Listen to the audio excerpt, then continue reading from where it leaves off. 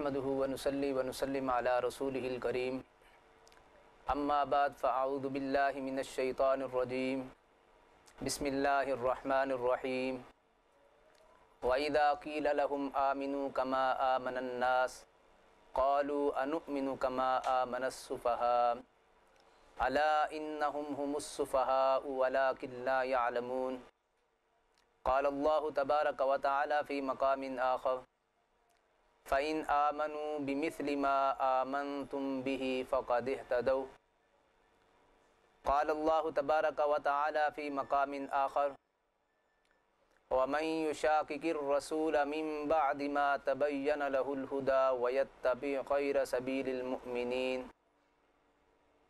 نوله ما تولى ونصله جهنم وساءت مصيرا صدق الله مولانا العظيم وفي الحديث قال النبي صلى الله عليه وسلم تفترق أمتي على 73 ملة كلهم في النار إلا ملة واحدة قالوا من هي يا رسول الله قال رسول الله صلى الله عليه وسلم ما أنا عليه وأصحابي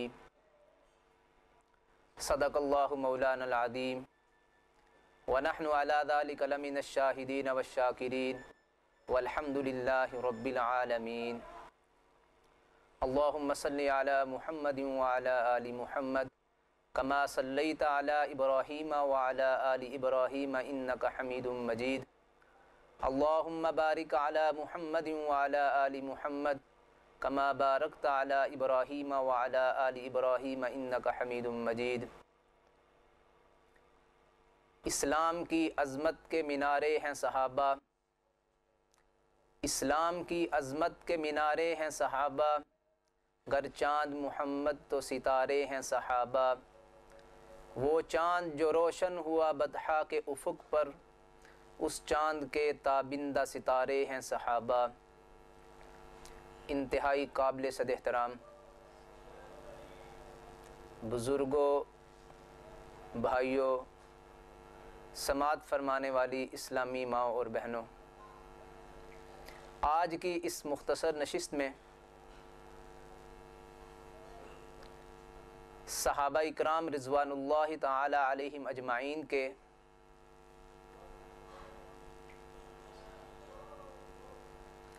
معیار حق ہونے کو قرآن و سنت کی روشنی کے اندر عرض کرنا ہے۔ اسلام ایک عالمگیر دین ہے، قیامت تک آنے والی انسانیت کے لیے کامیابی کا دار و مدار دین اسلام پر عمل پیرا ہونے میں ہے۔ فمن زحزح عن النار وادخل الجنۃ فقد فاز، اللہ جل شانہ عما نوالہ فرما رہے ہیں کہ جو جہنم سے بچا لیا گیا اور جنت میں داخل کر دیا گیا فقد فاز، تو وہ کامیاب ہے۔ اب جہنم سے بچنے اور جنت میں داخل ہونے کے لیے دین اسلام پر عمل ضروری ہے۔ ایک آدمی اٹھتا ہے اور وہ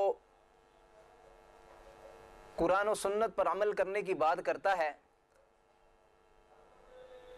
اب آیا کہ وہ جو عمل کر رہا ہے وہ عند اللہ مقبول ہے یا نہیں؟ وہ روزہ بھی رکھتا ہے، وہ حج بھی کرتا ہے، وہ اللہ کی راہ میں جہاد بھی کرتا ہے، وہ اپنے مال سے زکوٰۃ بھی ادا کرتا ہے، لیکن ان ساری چیزوں کے باوجود کہ اس کے یہ سارے اعمال اللہ جل شانہ عما نوالہ کے ہاں مقبول ہیں یا نہیں ہیں، اس کو معلوم کرنے کے لیے صحابہ اکرام رضوان اللہ تعالی علیہم اجمعین کی عمل کو دیکھنا ہوگا کہ آیا کہ اس کے یہ اعمال صحابہ کے اعمال سے میل کھا رہے ہیں یا نہیں کھا رہے۔ دنیا کے اندر ہر چیز کے لیے معیار اور نمونہ موجود ہے۔ آپ بازار کے اندر جاتے ہیں چاول خریدنے کے لیے، تو آپ دکاندار سے جا کر کہتے ہیں کہ مجھے اس کوالٹی کا چاول دیں جس کا سیمپل میں آپ کے سامنے لے کر آیا ہوں۔ آپ چینی خریدنے کے لیے جاتے ہیں تو آپ چینی دکاندار کو یہی کہتے ہیں جا کر کہ مجھے اس کوالٹی کی یعنی موٹے دانوں والی چینی چاہیے، باریک دانوں والی چینی نہیں چاہیے۔ کپڑا خریدنے کے لیے جاتے ہیں تو اس کے لیے بھی ایک معیار اور نمونہ ہے۔ آپ اس دکاندار کو بتلاتے ہیں کہ مجھے اس معیار کا کپڑا چاہیے، اس کوالٹی کا کپڑا چاہیے۔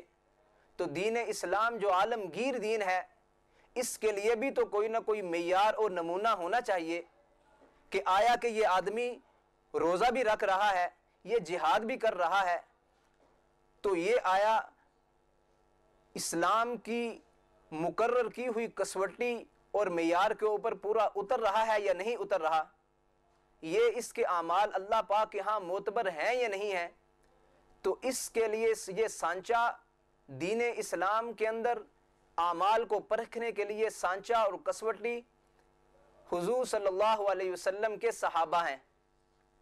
یہ میں محض عقلی دلائل کی روشنی کے اندر یہ بات نہیں کر رہا کہ حق اور باطل کو پرکھنے کے لیے معیار صحابہ کرام ہیں کہ جس کا عمل صحابہ کے عمل سے میل کھاتا ہوگا وہ عند اللہ مقبول ہوگا، جس کا عمل صحابہ کے عمل سے میل نہیں کھاتا ہوگا تو وہ عند اللہ مردود ہے۔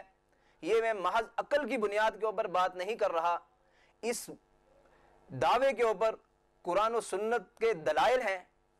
قرآن کریم کے اندر اللہ جل شانہ عما نوالہ ارشاد فرماتے ہیں وَإِذَا قِيلَ لَهُمْ آمِنُوا كَمَا آمَنَ النَّاسِ، یہ حضور کے دور کے منافقین کو کہا جا رہا ہے کہ یہ منافقین ایمان جب کہا جاتا ہے ان کو کہ ایمان لاؤ کما آمن الناس، کہ جس طرح لوگ ایمان لائے۔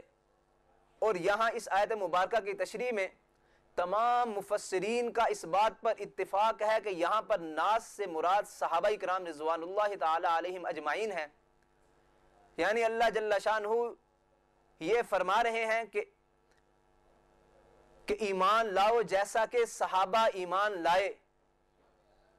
تو صحابہ کرام کے ایمان کو، قرآن و سنت پر عمل کرنے کو اس آیت مبارکہ کے اندر کسوٹی بنایا جا رہا ہے کہ جس انداز سے صحابہ کرام ایمان لائے تم بھی اسی انداز سے ایمان لاؤ، تو پھر تمہارے یہ اعمال اللہ کے ہاں مقبول ہوں گے۔ اگر صحابہ کرام کے اعمال سے تمہارے اعمال میل نہیں کھائیں گے تو عند اللہ یہ اعمال مقبول نہیں ہوں گے۔ دوسری آیت مبارکہ اسی سورۃ بقرہ کے اندر اللہ جل شانہ عما نوالہ بیان فرما رہے ہیں کہ فَإِنْ آمَنُوا بِمِثْلِ مَا آمَنْتُمْ بِهِ فَقَدِ اهْتَدَوْا، کہ اگر یہ ایمان لائیں بِمِثْلِ مَا آمَنْتُمْ، کہ جس طرح کے تم ایمان لائے۔ مفسرین کرام فرماتے ہیں کہ آمنتم یہ جمع کا صیغہ ہے، اور یہاں پر نبی پاک صلی اللہ علیہ وسلم صحابہ کرام سمیت جو ہے یہاں پر مراد ہیں، حضور اور آپ کے صحابہ یہاں پر مراد ہیں کہ یہ منافقین جس طرح یہ ایمان لائیں جس طرح کہ تم ایمان لائے، یعنی جس طرح صحابہ کرام ایمان لائے، تو پھر فَقَدِ اهْتَدَوْا یہ ہدایت یافتہ ہوں گے، ہدایت پائیں گے۔ اگر یہ صحابہ کرام کے ایمان جیسا ایمان نہ لائیں تو عند اللہ ان کے اعمال مقبول نہیں ہوں گے۔ تو یہ قرآن کریم کی دوسری آیت مبارکہ ہے کہ جس آیت مبارکہ کے اندر اللہ جل شانہ عما نوالہ نے صحابہ کرام کے ایمان کو معیار بنا دیا کہ یہ صحابہ کا ایمان معیار ہے تمہارے لیے، صحابہ کا ایمان کسوٹی ہے تمہارے لیے، تم ایمان اس طرح لاؤ جس طرح صحابہ کرام ایمان لائے، پھر تم کامیاب ہوگے۔ اگر صحابہ کے ایمان جیسا تمہارا ایمان نہ ہوا تو کسی صورت کامیاب نہیں ہو سکتے، لاکھ نمازیں پڑھتے رہو، حج کرتے رہو، زکوٰۃ ادا کرتے رہو، تمہارے یہ اعمال اللہ پاک کے ہاں معتبر نہیں ہیں۔ نساء کے اندر اللہ جل شانہ عما نوالہ اسی مضمون کو بیان فرما رہے ہیں کہ اے قیامت تک آنے والی انسانیت تمہارے لیے اسلام پر عمل کرنے کے لیے معیار اور نمونہ حضور کے صحابہ ہیں۔ وَمَن يُشَاقِقِ الرَّسُولَ مِن بَعْدِ مَا تَبَيَّنَ، اللہ جل شانہ عما نوالہ ارشاد فرماتے ہیں کہ جس نے بھی اللہ اور اللہ کے رسول کی مخالفت کی ہدایت کے واضح ہو جانے کے بعد، وَيَتَّبِعْ غَيْرَ سَبِيلِ الْمُؤْمِنِينَ، اور مومنوں کے رستے کو چھوڑ کر کسی اور کے رستے کی اتباع کی۔ یہاں پر مومنین سے مراد صحابہ کرام رضوان اللہ تعالی علیہم اجمعین ہیں، کیونکہ حضور کے زمانے میں ایمان لانے والے جو لوگ تھے ان کو صحابہ کہا جاتا تھا۔ تو آیت مبارکہ میں اللہ پاک واضح طور پر بیان فرما رہے ہیں کہ جس بندے نے بھی اللہ اور اللہ کے رسول کی مخالفت کی اور صحابہ کا رستہ چھوڑ کر کسی اور کے رستے کی اتباع کی، نُوَلِّهِ مَا تَوَلَّى، تو اللہ پاک فرماتے ہیں کہ یہ پھر بندہ صحابہ کا رستہ چھوڑ کر جس راہ پر چلے گا ہم اس کو جانے دیں گے، وَنُسْلِهِ جہنم، ہم اس کو جہنم کے اندر ڈالیں گے، وَسَاءَتْ مَصِيرًا، اور جہنم برا ٹھکانہ ہے۔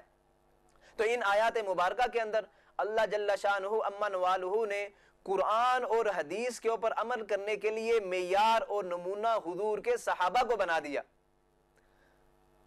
صحابہ کرام کو، یہاں پر ایک چھوٹی سی بات عرض کرتا چلوں کہ صحابہ کرام کے ایمان کو معیار اور کسوٹی کیوں بنایا گیا؟ عمل کرنے کے لیے تو قرآن و سنت کافی تھا، تو اللہ سبحانہ و تعالیٰ نے ان آیات مبارکہ میں صحابہ کے ایمان کو معیار بنا کر فرقہ واریت کا سد باب کر دیا۔ وہ اس طریقے پر کہ ایک آدمی اٹھتا ہے، وہ ایک اپنا بات ایسا نظریہ پیش کرتا ہے کہ جو نظریہ اہل سنت والجماعت کے نظریے کے مخالف ہے، لیکن وہ اپنے اس باطن نظریے کے اوپر قرآن کریم کی آیت کو پڑھ کر اس کے مفہوم کو اپنے باطن نظریے کو اوپر چسپاں کرنے کی ناکام کوشش کرتا ہے۔ جتنے بھی باطل فرقے پیدا ہوئے ہیں، قادیانیت کا فرقہ ہے، شیعت کا فرقہ ہے، پرویزیت کا فرقہ ہے، اور جتنے باطل فرقے ہیں، انہوں نے اپنے باطل نظریات کے اوپر، باطل عقائد کے اوپر دلائل کے طور پر قرآن و سنت کو پیش کیا ہے۔ قرآن کریم کی آیات کا غلط مفہوم بیان کر کے ان کو اپنے باطن نظریات کے اوپر چسپاں کیا ہے۔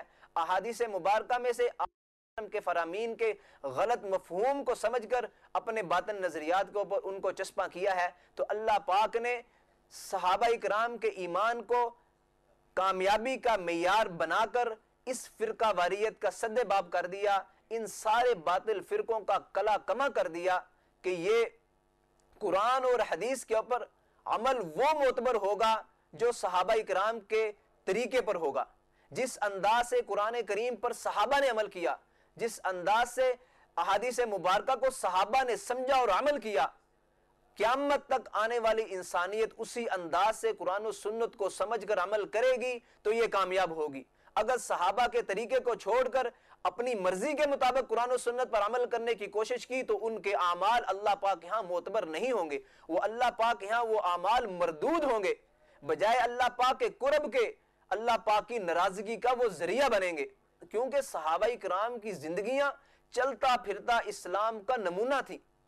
صحابہ کرام کی زندگیوں کے اندر نبی پاک صلی اللہ علیہ وسلم کی زندگی کا عکس و نمونہ نظر آتا تھا۔ وہ چلتے پھرتے قرآن و سنت کی عملی تصویر تھے۔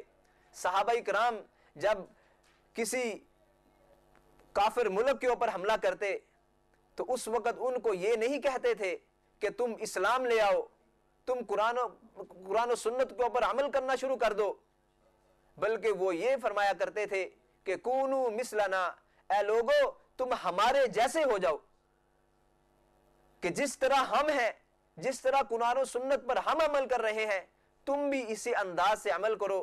اگر تم ہمارے جیسے نہیں ہوتے تو پھر اسلام کی سیاسی بالادستی کو قبول کرتے ہوئے اسلامی سلطنت کے سامنے دب کر جزیہ دو۔ اگر تم جزیہ دینے کے لیے بھی تیار نہیں ہو تو پھر تلوار لے کر میدان میں نکل آؤ، تمہارا اور ہمارا مقابلہ تلوار کرے گی۔ تو یہ صحابہ کرام کا طرز عمل تھا۔ تو وہ جب کافروں کو دعوت دیتے تھے جہاد کے میدان میں تو ان کے سامنے قرآن و سنت نہیں رکھتے تھے، بلکہ اپنی زندگیوں کو پیش کرتے تھے کہ اے لوگو ہمارے جیسے ہو جاؤ۔ اسی طریقے سے نبی پاک صلی اللہ علیہ وسلم ارشاد فرماتے ہیں کہ تفترق امتی علی ثلاث و سبعین ملہ کہ میری امت 73 فرقوں کے اندر بٹ جائے گی، کلہم فی النار سارے کے سارے فرقے جہنم کے اندر جائیں گے، الا ملۃ واحدہ مگر ایک فرقہ جو ہوگا وہ جنت میں جائے گا۔ صحابہ کرام نے عرض کیا قالوا من ہی یا رسول اللہ، صحابہ نے عرض کیا یا رسول اللہ وہ کامیاب گروہ کون سا ہوگا جو جنت کے اندر جائے گا؟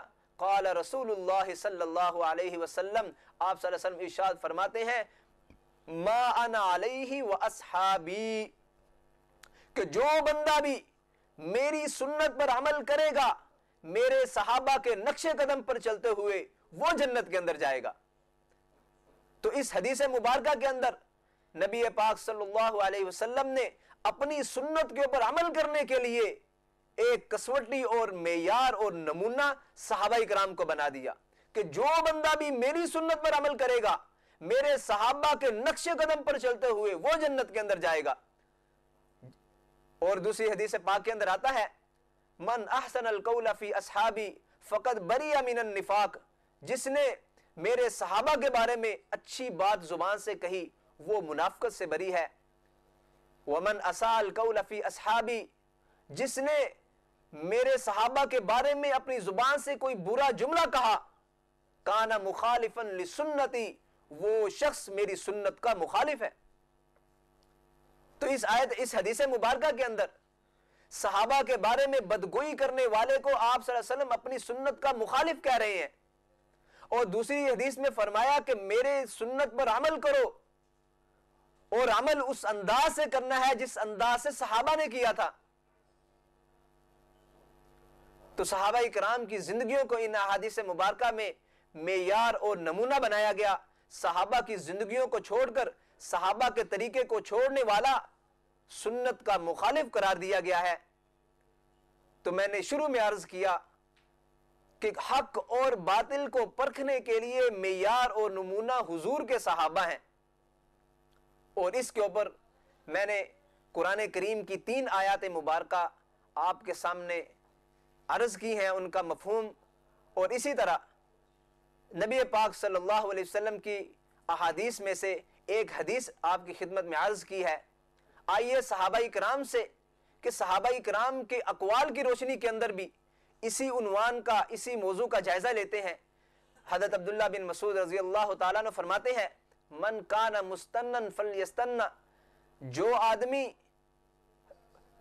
کسی کی پیروی کرنا چاہتا ہے فلیستن بمن قد مات، تو اس کو چاہیے کہ وہ فوت شدہ لوگوں کی پیروی کرے۔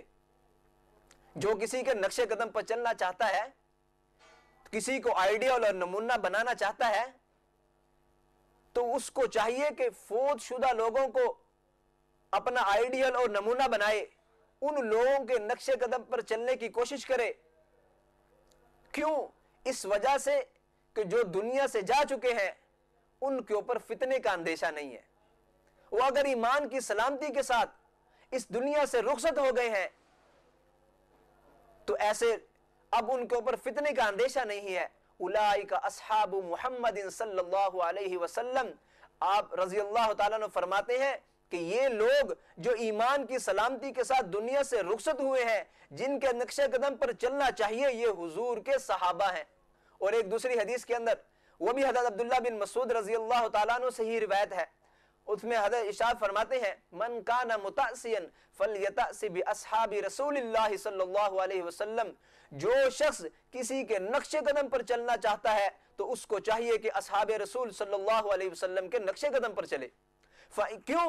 فإنہم ابر هذه الامة قلوبا، اس لیے کہ یہ اصحاب محمد صلی اللہ علیہ وسلم اس امت میں قلوب کے اعتبار سے سب سے بہترین لوگ ہیں، یہ اس امت کے سب سے بہترین لوگ ہیں۔ قرآن کریم کے اندر اللہ پاک ارشاد فرماتے ہیں کنتم خیر امت اخرجت للناس، تم سب سے بہترین امت ہو، خیر امت اخرجت للناس، لوگوں کے لیے نکالے گئے ہو۔ علامہ ابن حجر مکی رحمہ اللہ اپنی کتاب الصواعق المحرقہ کے اندر ارشاد فرماتے ہیں اس آیت مبارکہ کی تشریح میں فَأَثْبَتَ اللَّهُ لَهُمُ الْخِيَرَةَ عَلَى سَائِرِ الْأُمَمِ، کہ اللہ جل شانہ امن والہ نے صحابہ اکرام کے اس آیت مبارکہ کے اندر صحابہ اکرام کے ساری امت سے افضل ہونے کو ثابت کر دیا ہے. وَلَا شَيْءَ يُعَادِدُ شَهَادَةَ اللَّهِ لَهُمْ بِذَلِكَ, اور اللہ پاک کی اس شہادت کے برابر اور کوئی چیز نہیں ہو سکتی, یعنی کسی اور چیز کی ضرورت ہی نہیں ہے. اس کائنات کی خالق اور مالک ذات صحابہ اکرام کے متعلق ارشاد فرما رہی ہے کہ یہ اس امت کے سب سے بہترین لوگ ہیں. سورۃ حدید کے اندر ارشاد فرماتے ہیں اللہ جل شانہ عما نوالہ وَكُلًّا وَعَدَ اللَّهُ الْحُسْنَى, اللہ پاک نے سارے صحابہ سے جنت کا وعدہ کیا ہے. علامہ ابن حزم رحمہ اللہ کے حوالے سے نقل فرماتے ہیں کہ الصحابۃ کلہم من اہل الجنت قطعا, کہ سارے کے سارے صحابہ قطعی جنتی ہیں. اللہ اکبر. اللہ جل شانہ عما نوالہ نے قرآن کریم کے اندر صحابہ اکرام کے فضائل کو مختلف انداز سے مختلف پیرائے سے بیان فرمایا. ایک جگہ اللہ جل شانہ ارشاد فرماتے ہیں اولئک الذین امتحن اللہ قلوبہم للتقوی, اللہ سبحانہ و تعالی نے ان صحابہ کے دلوں کا امتحان لیا اور ان کے دلوں کے اندر سوائے تقوی کے کسی چیز کو نہیں پایا. اور دوسری جگہ پہ ارشاد فرماتے ہیں وَزَيَّنَهُ فِي قُلُوبِهِمْ, اللہ پاک نے ان کے دلوں کے اندر ایمان کو مزین کر کے ڈال دیا ہے. وَكَرَّهَ إِلَيْكُمُ الْكُفْرَ وَالْفُسُوقَ وَالْعِصْيَانَ, کفر کی, فسق اور عصیان کی نفرت ان کے دلوں کے اندر ڈال دی ہے.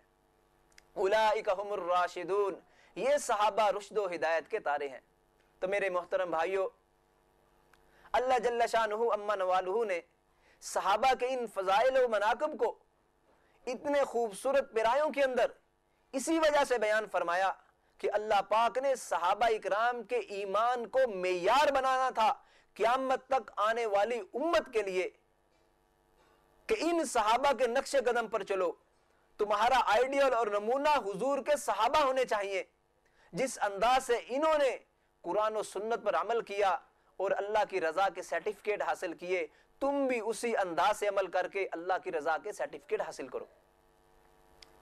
تو حضرت عبداللہ بن مسعود رضی اللہ تعالیٰ عنہ فرماتے ہیں کہ فَإِنَّهُمْ أَبَرُّ هَذِهِ الْأُمَّةِ قُلُوبًا, یہ اس امت کے اندر قلوب کے اعتبار سے سب سے بہترین لوگ ہیں. وَآمَقُهَا عِلْمًا, یہ علم کے اعتبار سے بڑے گہرے لوگ ہیں, گہرے علم والے ہیں.